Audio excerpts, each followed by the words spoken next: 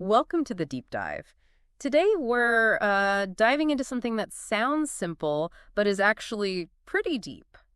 The power of saying, I don't know. Yeah, it's a phrase we often try to avoid, isn't it? Totally. So we'll be looking at some ideas from two YouTube videos with Sadhguru. One's called I Do Not Know, a powerful life-changing advice from Sadhguru from the mystic world. Okay. And the other is the power of admitting I don't know Sadhguru on the Impulsive Clips channel. Got it. Two different sources, same core theme. Exactly. And our mission for you, listening in, is to kind of explore why admitting you don't know something isn't necessarily a bad thing. Right. It can actually be a source of, well, strength, intelligence even. Yeah, and maybe help us learn more genuinely, getting past just surface stuff or, beliefs that aren't really solid. It's interesting how Sadhguru frames it right off the bat. He calls admitting, I don't know, not a weakness, but a tremendous possibility. That really flips the script, doesn't it? Because usually we feel like we have to know. Like there's this pressure. Definitely. We tend to jump to believing something, even if we don't have the facts or the experience, just to fill that gap. And the idea here is if you identify with what you don't know, that huge space of ignorance, your potential becomes, well, boundless. But if you cling to the little bit you think you know, then you're just a speck, as the sources put it, kind of limiting yourself. it really forces you to think about belief versus actual knowing. Right. What's the difference there, really? Well, belief is holding something as true without knowing it for sure. Like the example given is believing you have two hands versus actually knowing it because you experience them, you use them. Okay, that makes sense. One is just an idea, the other is direct experience. Exactly. Yeah. And the danger, according to these sources, comes when belief systems give you confidence without clarity. Ooh, confidence without clarity. That sounds problematic. He calls it a great disaster, actually, because you're acting decisively but without real understanding. Like marching confidently off a cliff because you believe there's a bridge. Sort of, yeah. Which leads to how acknowledging I don't know can actually kickstart your intelligence. How does that work? The idea is that when you genuinely feel I do not know, it creates this deep longing to know, a real curiosity. So it's not just saying the words, but feeling that lack of knowledge. Precisely. There's this analogy used like walking in a completely dark room. Okay. You don't know what's next, Okay. right? So what happens? You become super alert. Every sense is heightened. Right. You're paying much more attention because you don't know. Exactly. And Sadhguru says that pain of not knowing, that discomfort, should sort of sear through you to really wake up your intelligence. Oh, sear through you. That's intense. It suggests it needs to be more than just a casual, I don't know. It seems so. It has to be a genuine state, not just a phrase.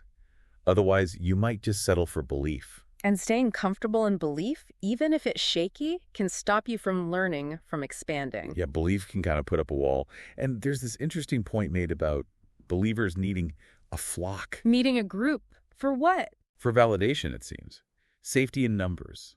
If everyone around you believes the same thing, it feels more real, even without solid proof.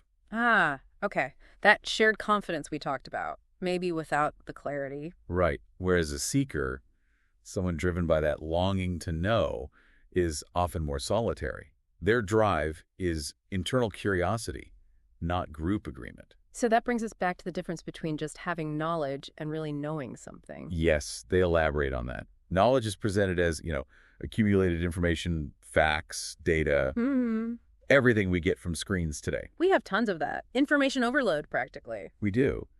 But knowing, in this context, comes from direct personal experience. It's lived. So you can know a lot about swimming by reading books, but you don't know swimming until you get in the water. Perfect example. And then they even question our basic tools for experience our senses. What about them? They seem pretty reliable most of the time. For survival, yes.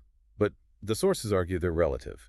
They don't necessarily show us the fundamental nature of things. The example given is touch. You touch something, it feels cool or warm. But is that the object's absolute temperature? No, it depends on my own hand's temperature. Exactly, it's relative to you. So our perception is filtered, subjective. Good enough to navigate the world, but maybe not for ultimate truth. Okay, I see. So connecting this back to, someone listening, how does this help with growth or facing challenges? Well, the key takeaway seems to be getting really honest about what do I actually know from my own experience versus what do I just believe? And being okay with admitting this part I genuinely do not know. Right, because that honesty, that admission, is apparently the starting point for real growth and figuring things out. It clears the ground. It's like you can't build something solid on shaky foundations of just belief. Precisely. And speaking of overcoming things, one video brings up the figure of Ganesha. Ganesha, the elephant-headed deity. How does he fit in? Well, Ganesha, also called Ganapathy or Vinishwara, is often seen as the remover of obstacles.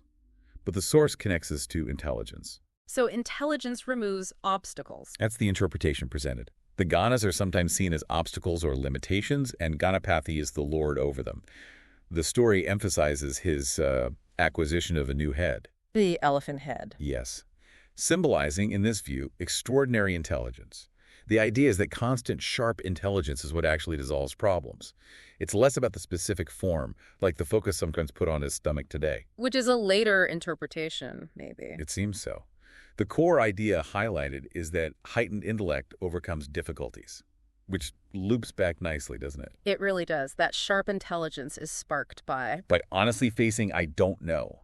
So wrapping this up, the real power isn't in pretending you have all the answers. Not at all. It seems the power lies in that honest acknowledgement of ignorance, being brave enough to say, I don't know. Because that's not an end point. No, it's the beginning. It's the launch pad for finding things out for real. Okay, so maybe a final thought for you to chew on. Take a moment and think about areas in your own life. Where are you running on belief? Yeah, versus things you truly know from your own experience. And just consider what might happen if you genuinely embrace the I don't know in those areas. Could it open up new ways to learn or even solve problems you've been stuck on? Something to think about, definitely.